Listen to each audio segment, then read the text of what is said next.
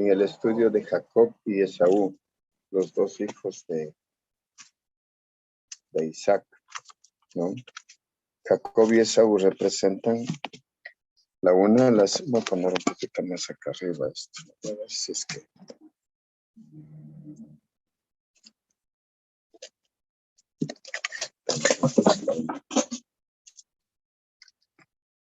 Ahí está mejor. Ya. Como les decía, Jacob y Esaú representan las dos simientes. La una, la simiente prometida, y la otra, la simiente de Satanás. En este caso, Esaú es una persona que rechaza la promesa de la descendencia, de la primogenitura.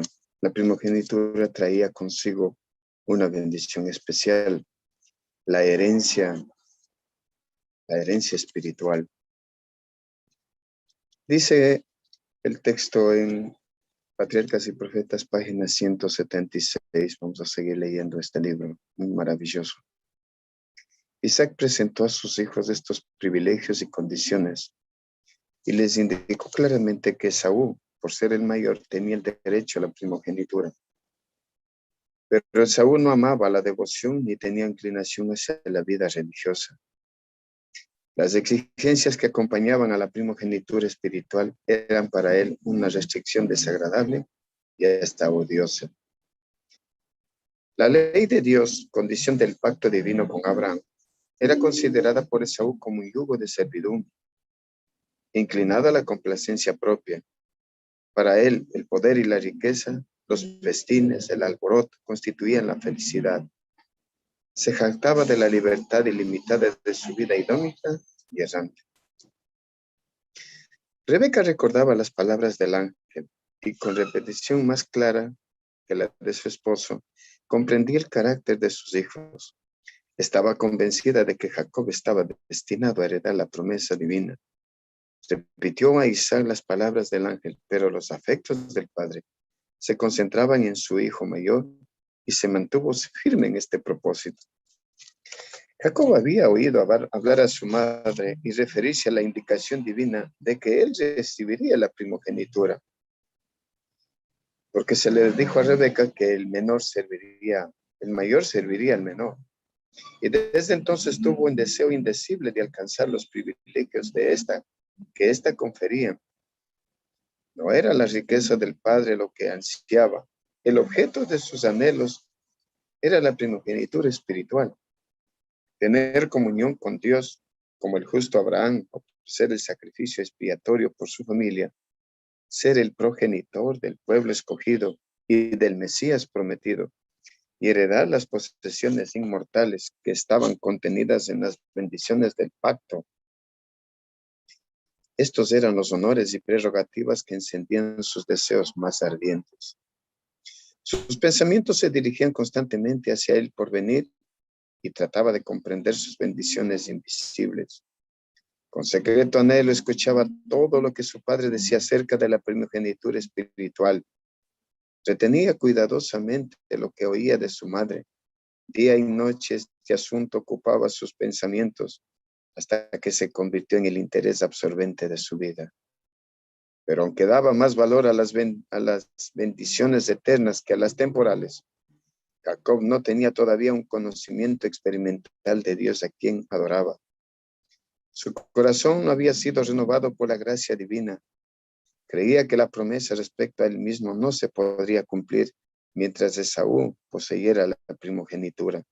Y constantemente estudiaba los medios de obtener la bendición de su hermano, que consideraba de poca importancia y que para él eran tan preciosas. Lo que está dando aquí a entender es que Jacob se interesaba mucho por la primogenitura. Y aunque él sabía que Esaú era el primogénito y que él recibiría la bendición, Jacob trataba por todos los medios, todavía no tenía una experiencia en la vida religiosa, todavía no se daba cuenta, no tenía una confianza plena en el Señor que podía otorgarle esa primogenitura a él. Así que de esa manera, él trataba de obtener fraudulentamente esta bendición. Y junto a Rebeca resolvieron arrebatársele esa primogenitura a Esaú. Pero cuando él huye, Dios le acompaña. Y en el desierto, Dios le muestra que él estaría con él. Entonces, Jacob se va, hace una promesa de pacto en el desierto y le dice a Dios, si Jehová está conmigo y fuere conmigo en este viaje y volviere a la casa de mi padre, yo pagaré los diezmos, yo cumpliré con las obligaciones del pacto. Esta promesa fue para Dios algo que fue de mucho valor y Dios siguió con él, Dios lo protegió. Cuando llegó a la tierra de Labán, conocemos la historia, el trato de Labán con este hombre. Así como él engañó a su padre, él también fue engañado. Las consecuencias del pecado, hermanos, tenemos que pagar. Esta consecuencia de lo que él engañó a su padre, no solo le engañarían a él una vez, 2 veces, sino también sus hijos. Sería engañado hasta por sus hijos. Y en la historia se registra este engaño que fue para él algo duro, cuando le mintieron acerca de José, que había sido muerto. Bueno, una vida penosa, una vida de mucha tribulación para Jacob, pero él siguió adelante con el propósito divino de instruir a sus hijos acerca de las bendiciones de este pacto, acerca de la primogenitura, acerca de mantener el linaje. Y a su hijo José lo instruyó de esa forma. A todos sus hijos los instruyó, pero uno de ellos comenzó a destacarse, en este caso José. Y la pregunta es, ¿cómo José pudo dar un ejemplo de tanta devoción cuando él fue llevado a Egipto como esclavo? Pues bien, vamos a leer lo que dice el libro Patriarcas y Profetas con respecto a la vida de José, porque ahora José es el que representa este linaje. Dice, ¿cómo pudo José dar tal ejemplo de firmeza de carácter, rectitud y sabiduría? Estoy leyendo la página 223 de Patriarcas y Profetas. En sus primeros años había seguido el deber antes que su inclinación, y la integridad, la confianza sencilla y la disposición noble del joven fructificaron en las acciones del hombre. Una vida sencilla y pura había favorecido el desarrollo vigoroso de las facultades, tanto físicas como intelectuales. La comunión con Dios mediante sus obras, la contemplación de las grandes verdades confiadas a los hebreos, de la fe que había revelado y ennoblecido su naturaleza espiritual, al ampliar y fortalecer su mente como ningún otro estudio pudo haberlo hecho. La atención fiel al deber en toda posición, desde la más baja hasta la más elevada, habían educado todas sus facultades para el más alto servicio. El que vive de acuerdo con la voluntad del Creador adquiere con ello el desarrollo más positivo y noble de su carácter. El temor del Señor es la sabiduría y el apartarse del mal, la inteligencia. Pocos se dan cuenta de la influencia de las cosas pequeñas de la vida en el desarrollo del carácter. Ninguna tarea que debemos cumplir es realmente pequeña. Las variadas circunstancias que afrontamos día tras día están concebidas para probar nuestra fidelidad y han de capacitarnos para mayores responsabilidades. Adhiriéndose a los principios rectos en las transacciones ordinarias de la vida, la mente se acostumbra a mantener las demandas del deber por encima del placer y de las inclinaciones propias. Las mentes disciplinadas en esta forma no vacilan entre el bien y el mal, como la caña que tiembla movida por el viento. Son fieles al deber porque han desarrollado hábitos de lealtad y de veracidad. Mediante la fidelidad de lo mínimo, adquieren fuerza para ser fieles en asuntos mayores. Un carácter recto es de mucho más valor que el oro de un fiel. Sin él nadie puede elevarse a un cargo honorable, pero el carácter no se lo hereda. No se puede comprar. La excelencia moral y las buenas cualidades mentales no son el resultado de la casualidad. Los dones más preciosos carecen de valor a menos que sean aprovechados. La formación de un carácter noble es la obra de toda la vida y debe ser el resultado de un esfuerzo aplicado y perseverante. Dios da las oportunidades. El éxito depende del uso que se haga de ellas. Hermanos, este consejo es de mucho valor para nosotros. ¿Cómo José llegó a ser el representante de Cristo allá en Egipto, cuando él era esclavo? Quiero decirles algo especial con respecto a la vida de José, y más adelante examinaremos la vida de Moisés. José representa en su vida, en su accionar en Egipto como esclavo, a pesar de que injustamente fue acusado, llegó a la cárcel, luego fue liberado y pronto después de mucho tiempo llegó a ser el gobernador de Egipto. ¿Por qué llegó a este sitial? Ya habíamos leído que él desarrolló un carácter noble porque era sumiso, obediente a su padre, y en las cosas pequeñas él era fiel.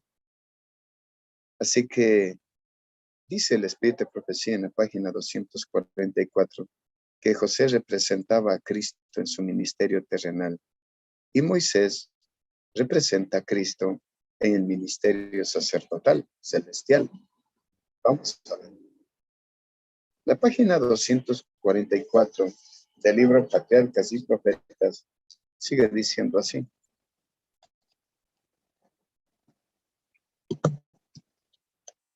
La vida de José ilustra la vida de Cristo. Fue la envidia la que impulsó a los hermanos de José a venderlo como esclavo. Esperaban impedir que llegase a ser superior a ellos. Nos estamos dando cuenta que José va haciendo el representante del linaje santo. Los demás hermanos, los 10 hermanos que lo vendieron, que conspiraron para que no estuviese más con ellos, estaban representando al mismo demonio, actuando a través del espíritu maligno para destruirlo a José. Esperaban impedir que llegase a ser superior a ellos, y cuando fue llevado a Egipto, se vanagloriaron de que ya no serían molestados con sus sueños y de que habían eliminado toda posibilidad de que estos se cumplieran. Pero su proceder fue contrarrestado por Dios y él lo hizo servir para cumplir el mismo acontecimiento que trataban de impedir. De la misma manera que los sacerdotes y dirigentes judíos sintieron celos de Cristo y temieron que desviaría de ellos la atención del pueblo, le dieron muerte para impedir que llegase a ser rey. Pero al lograr así, provocaron este mismo resultado. Mediante su servidumbre en Egipto, José se convirtió en el salvador de la familia de su padre. No obstante este hecho, no aminoró la culpa de sus hermanos. Asimismo, la crucifixión de Cristo por sus enemigos le hizo el redentor de la humanidad, salvador de la raza perdida y soberano de todo el mundo. Pero el crimen de sus asesinos fue tan execrable como si la mano providencial de Dios no hubiera dirigido los acontecimientos para su propia gloria y para el bien de los hombres. Así como José fue vendido a los paganos por sus propios hermanos, Cristo fue vendido a sus enemigos más incontados por uno de sus discípulos. José fue acusado falsamente y arrojado en una prisión por su virtud. Asimismo, Cristo fue menospreciado y rechazado porque su vida recta y abnegada reprendía el pecado. Y aunque no fue culpable de mal alguno, fue condenado por el testimonio de testigos falsos. La paciencia y la mansedumbre de José bajo la injusticia y la opresión, el perdón que otorgó espontáneamente y su noble benevolencia para con sus hermanos inhumanos, representa la paciencia sin quejas del Salvador en medio de la malicia y el abuso de los impíos, y su perdón que otorgó no solo a sus asesinos, sino también a todos los que se allegasen a él, confesando sus pecados y buscando su perdón. Entonces aquí está representada la vida de José, ilustra la vida de Cristo, o sea, el ministerio de Cristo. Cuando llegó a ser gobernante, él envió por toda su familia que vinieran a Egipto, y todos conocemos que el pueblo creció tanto y prácticamente se olvidaron de Dios, se fueron acostumbrando a la idolatría. El pueblo prácticamente perdió el temor a Dios. De esta forma, Dios lo que quería era sacarlos de la tierra de Egipto para establecerlos en una tierra apartada de Egipto, la tierra prometida, la tierra de Canaán, la tierra que le había prometido a Abraham, a Isaac y a Jacob. Ellos tenían que volver, pero ¿cómo podían hacerlo? Dios tenía que levantar a un caudillo, en este caso a Moisés. Pero ahora vamos a darnos cuenta que la vida de Moisés representa el linaje santo. La vida de Moisés también representa el ministerio de Cristo. Y veamos lo que dice el libro Patriarcas y Profetas. ¿Cómo se adquiere esto? Ya hemos visto que en José se desarrolló un carácter obedeciendo a las cosas pequeñas, a las pequeñas obligaciones que tenemos. Parece mentira que nosotros cuando descuidamos del deber sencillo, estamos perdiendo la oportunidad de edificar un carácter santo. Dice el libro Patriarcas y Profetas en la página 249, hablando ya de Moisés. Dios había oído las oraciones de la madre. Su fe fue premiada.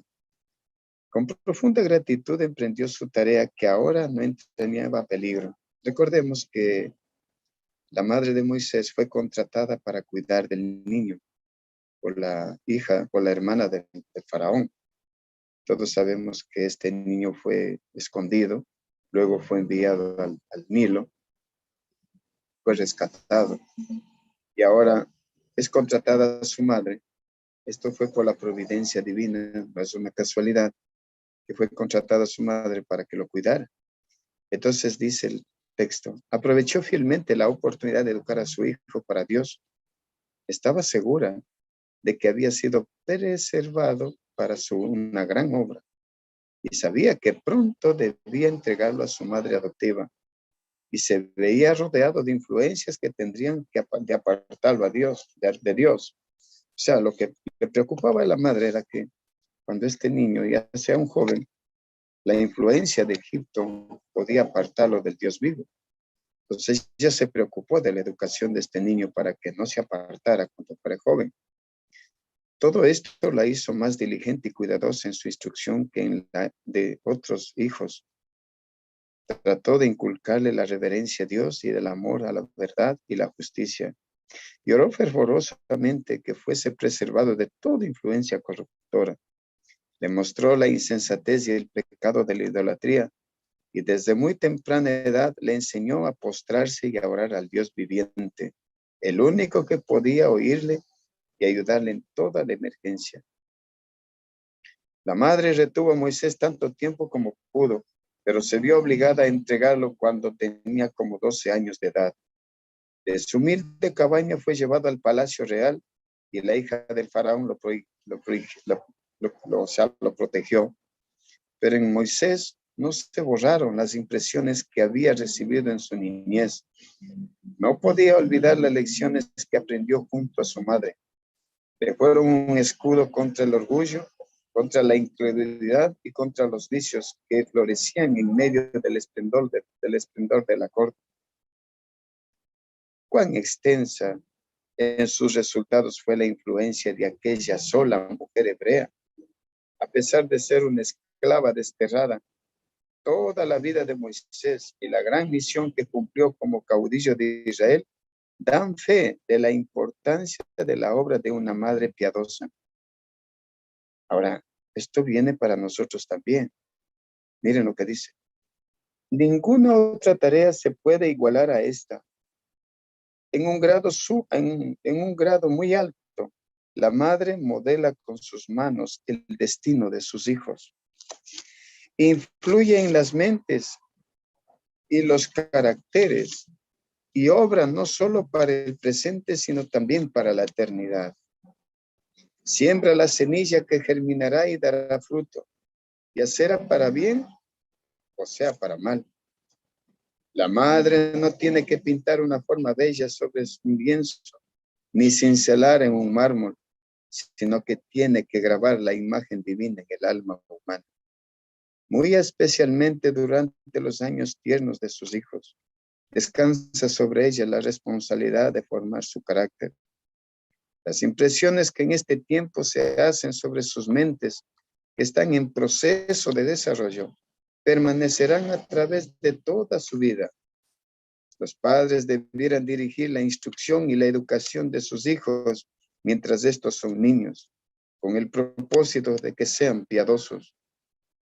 Son puestos bajo nuestro cuidado para que los eduquemos, no como herederos del trono de un imperio terrenal, sino como reyes para Dios que han de reinar a través de las edades eternas.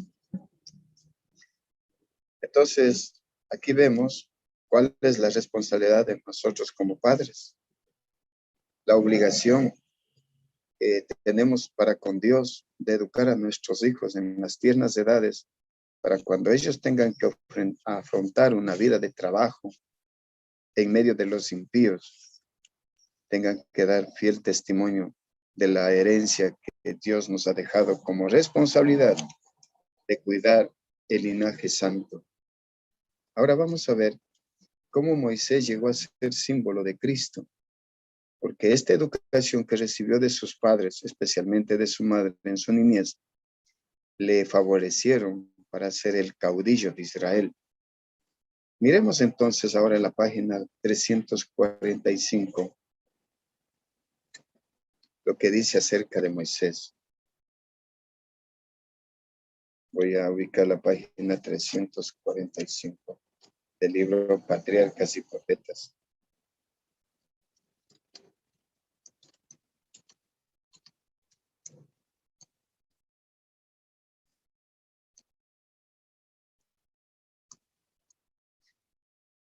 Fue porque, a ver, vamos a leer cuando dice, cuando llegó la hora de la liberación, Satanás se propuso resistir los propósitos de Dios. Se empeñó en que aquel gran pueblo que contaba más de 2 millones de almas se mantuviera en la ignorancia y la superstición. Al pueblo a quien Dios había prometido bendecir y multiplicar para hacerlo un poder sobre la tierra y cuyo medio iba a revelar el conocimiento de su voluntad.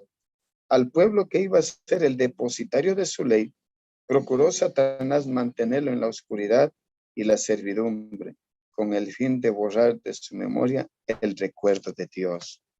Pero esto el diablo siempre ha tratado de desaparecer de la mente de los seres humanos la imagen divina, el carácter de Dios. Entonces vamos a la página 411. Vamos a ver cómo Dios utiliza a Moisés para poder liberar al pueblo de Israel, y Moisés se convierte en el caudillo de Israel y un símbolo de Cristo. Moisés se levantó entonces, voy a leer la página 411, está hablando cuando ya los 2 espías van a la tierra prometida, a rodear la tierra, pero 10 de ellos vienen con un informe falso, el pueblo les cree, pero a los 2 espías que fueron Caleb y Josué, vienen con un informe de que sí se puede conquistar la tierra. El pueblo quiere apedrearlos, el pueblo quiere destruirlos porque no creen en el poder de Dios. Esto fue una blasfemia a oídos de Dios y Dios quería destruirlos en ese momento al pueblo. Y miren cómo se interpone Moisés, y muchas de las veces hizo esto. Entonces dice, Moisés se levantó, entró en el tabernáculo El Señor declaró acerca del pueblo: yo le heriré de mortandad y lo destruiré. Y a ti te pondré sobre gente grande y más fuerte que ellos. Pero nuevamente Moisés intercedió por su pueblo. No podía consentir en que fuese destruido y que él, en cambio, se convirtiese en una nación más poderosa.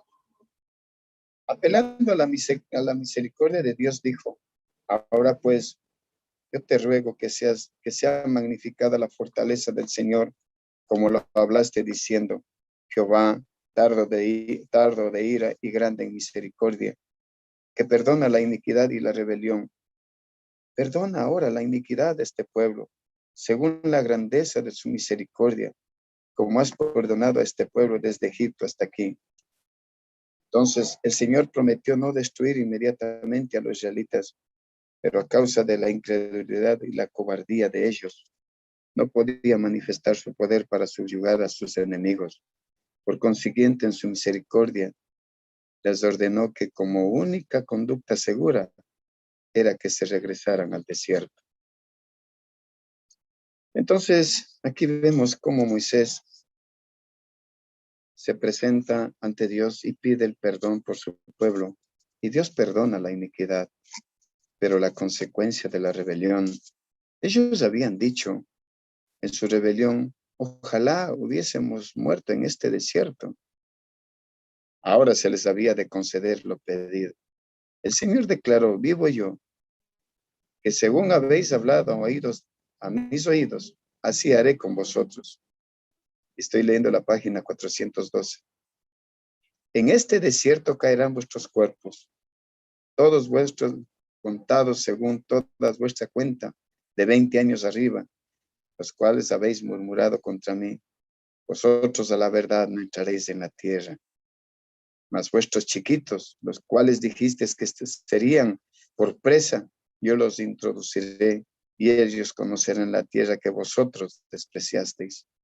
Así que, miren, hermanos, vez tras vez vemos que el pueblo de Israel se rebeló.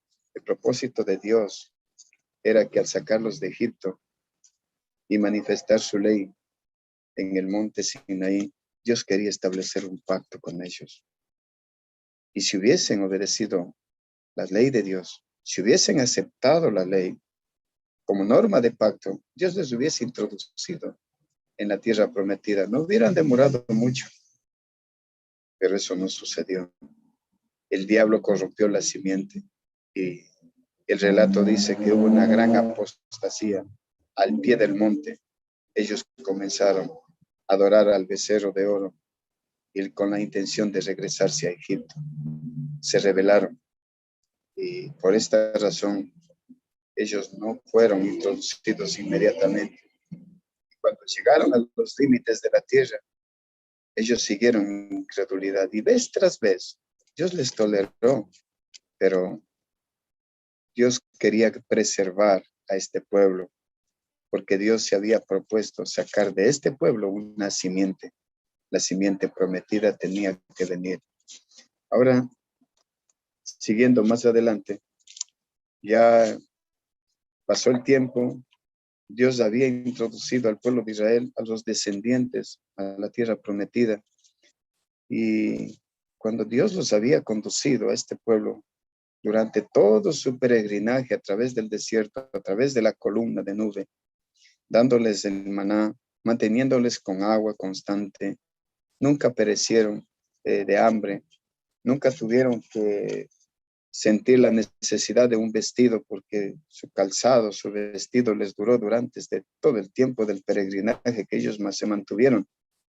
Aún así, cuando llegaron a la tierra nueva, a la tierra prometida, ellos cometieron el grave error de ser como las demás naciones. Pidieron un rey y ya no querían que Dios gobernara sobre ellos. De esta forma, ellos cayeron nuevamente en apostasía, en incredulidad. Y en su misericordia, Dios les dio un rey. Pero, ¿dónde estaba el linaje santo? Si todo el pueblo estaba pidiendo un rey, ¿dónde se encontraba el linaje?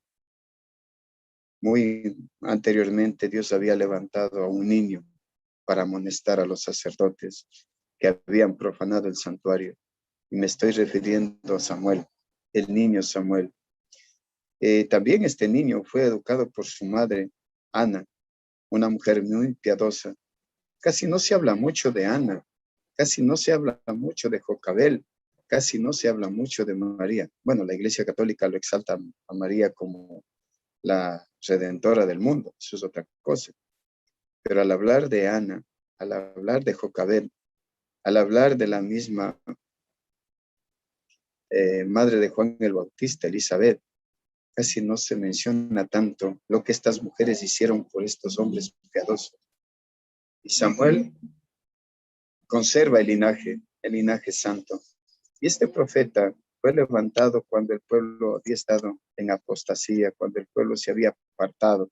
Dios había levantado a este hombre para que fuese testigo, para que fuese su representante mediante mensajes, amonestaciones.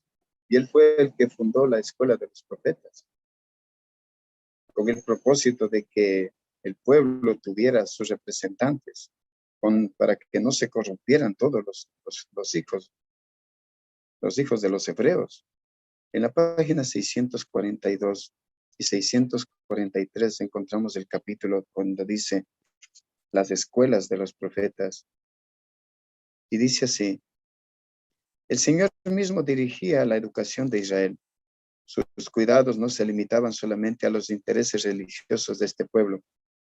Todo lo que afectaba su bienestar mental o físico incumbía también a la divina providencia y estaba comprendido dentro de la escuela, de la esfera de la ley divina.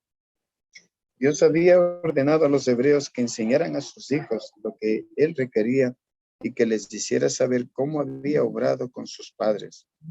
Este era uno de los deberes especiales de todo padre de familia y no debía ser delegado a otra persona. En vez de permitir que lo hicieran labios extraños, debían los corazones amorosos del padre y de la madre instruir a sus hijos. Con todos los acontecimientos de la vida diaria, debían ir asociados pensamientos referentes a Dios.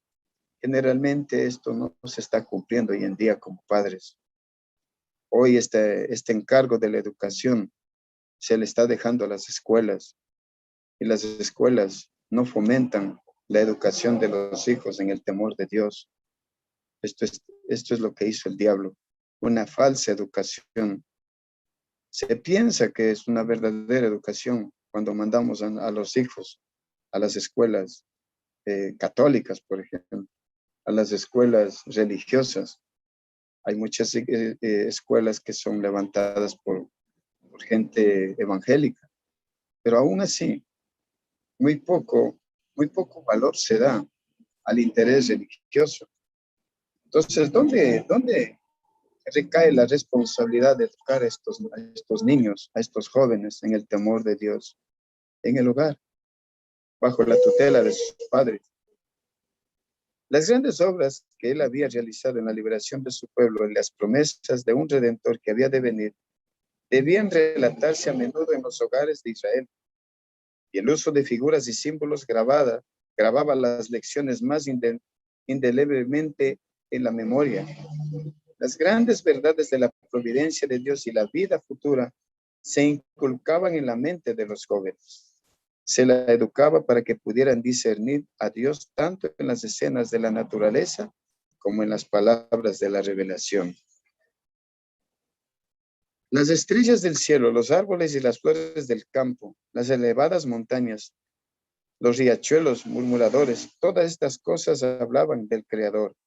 El servicio solemne del sacrificio y el culto en el santuario y las palabras pronunciadas por los profetas eran una revelación de Dios. Tal fue la educación que Moisés en la humilde choza de Gosén, de Samuel por Afielana, de David en la morada de la montaña de Belén, de Daniel antes de que fuese llevado en cautiverio, fue separado del hogar de sus padres. Tal fue también la educación del niño Jesús en Nazaret y la que recibió el niño Timoteo, quien aprendió de labios de su abuela Loaida y de su madre Nice las verdades eternas de las Sagradas Escrituras. Entonces, ¿de quién vino la educación acerca de estos niños, de estos jóvenes, y especialmente de Jesucristo, para que sea justamente el Mesías prometido, el que debía dar el golpe final a la serpiente? De labios de sus madres fue la educación que ellos recibieron, un cuidado muy, muy dedicado. En los 12 primeros años, el niño recibió una educación tal que cuando el niño llegaba a la edad de 12 años, era considerado el niño de la ley. Y tenemos un ejemplo de Jesucristo. Cuando Jesús fue llevado a Jerusalén, cuenta la historia de que ya tenía 12 años cuando fue llevado al templo. Y el niño buscó el templo, buscó a los sacerdotes, a los rabinos, para indagar, investigar. Él ya sabía la historia de Israel. Él ya había sido educado en el conocimiento de la ley. Y por esta razón permaneció 3 días, no solo aprendiendo de los sacerdotes, más bien él estaba enseñando. Él estaba corrigiéndoles a los sacerdotes y se admiraban de esta sabiduría de este niño. Pues bien, esta sabiduría no la adquirió por casualidad, no porque era Dios. Mucha gente piensa eso. Es que el niño era Dios, no. Él vino despojado de lo que era Dios. Eso dice el apóstol Pablo en su carta a los Filipenses. Él se despojó de lo que era Dios, dejó el manto real y desarrolló un carácter perfecto en esta tierra bajo el cuidado de sus padres, bajo el cuidado de su madre, así como el niño Timoteo, así como el niño Moisés, así como el niño Samuel. Entonces, la escuela de los profetas era con esta finalidad que fue instruida, que fueron instituidas para la educación de los hijos, para la educación de los jóvenes, para que sean portaestandartes de la simiente prometida. Pero bien, ahora nosotros cuando nos damos cuenta que el pueblo de Israel fue de rebelión en rebelión, pecado tras pecado, lo más triste, como les dije, es cuando ellos entraron en la tierra prometida. Ellos desearon un rey y esto es lo que sucedió. El primer rey que ellos tuvieron les llevó a la apostasía, a la incredulidad. Luego se levanta un rey como David, y David también fue el que preservaría el linaje, el que cuidaría de ser el representante de Dios en esta tierra, el que transmitiría la educación a Israel. Y todos vemos que también el diablo trató de destruir a David, el diablo trató de corromperlo, pero al final de su historia vemos que el salmo que él compone, el Salmo 51, un salmo del arrepentimiento de lo que él hizo, y finalmente termina siendo el corazón de David como el corazón de Dios. Se los llama que el corazón de David fue como el corazón de Dios. David fue un representante fiel al final de su historia. Y este legado lo transmitió a su hijo Salomón. Y la historia sigue. Cuando Salomón es rey, aquí viene el problema. Pide el consejo de los jóvenes en vez de escuchar el consejo de los ancianos que le decían que él como rey debía eliminar los impuestos al pueblo, debía eliminar la carga que ellos tenían, el pueblo tenía. El rey había impuesto muchas cargas, mucho impuesto. Y es lo que les advirtió el profeta Samuel cuando les dijo al pueblo, si ustedes eligen un rey, el rey les va a oprimir con impuestos. Él va a necesitar de un ejército. Él va a necesitar de súbditos. Entonces, ¿de dónde van a salir los gastos? Va a salir del pueblo. Pero aún así el pueblo, envilecido, necio, pidió un rey. Y Salomón fue, aparte de que Saúl ya les había oprimido, Salomón les oprimió más. Y por esta razón, el pueblo se dividió. 10 de las tribus de Israel, el pueblo de Israel se dividió 10 tribus se fueron con Jeroboam, el comandante y jefe del ejército de Salomón, y 2 tribus quedaron, que eran las tribus que componían el reino del sur. Las 10 tribus que se apartaron fueron las tribus del norte. Y siguiendo la historia, vemos más adelante cómo las tribus de Samaria fueron de caída. Jeroboam se lo nombra durante toda la historia del pueblo de Israel como ejemplo de la maldad. Si ustedes revisan la historia del pueblo de Israel, siempre se lo nombra a Jeroboam como el actor principal de la corrupción que existe en Israel. En cambio, las tribus que quedaron en el sur, la tribu de Judá y Benjamín, la tribu de Leví también se asoció después porque se apartaron cuando se fueron con las 10 tribus. Ellos se regresaron y se ligaron a las tribus de Judá y Benjamín, convirtiéndose así los levitas nuevamente en los sacerdotes del templo en Jerusalén. Pero volviendo a las tribus de Samaria, Dios, cuando el pueblo cayó en apostasía, cuando Acab se había casado con Jezabel, el pueblo cayó en una tremenda apostasía al apartarse del Dios vivo. Y Dios levanta a un profeta, y ustedes conocen la vida de Elías. Elías representa el linaje santo. Elías representa también, al igual que Enoc, a los que vivirán en el tiempo final y serán trasladados vivos al cielo. Pero Elías representa una vida santa, un sacerdocio santo, un linaje santo. Aquí está el linaje santo. Y el pueblo de Israel fue amonestado por este profeta.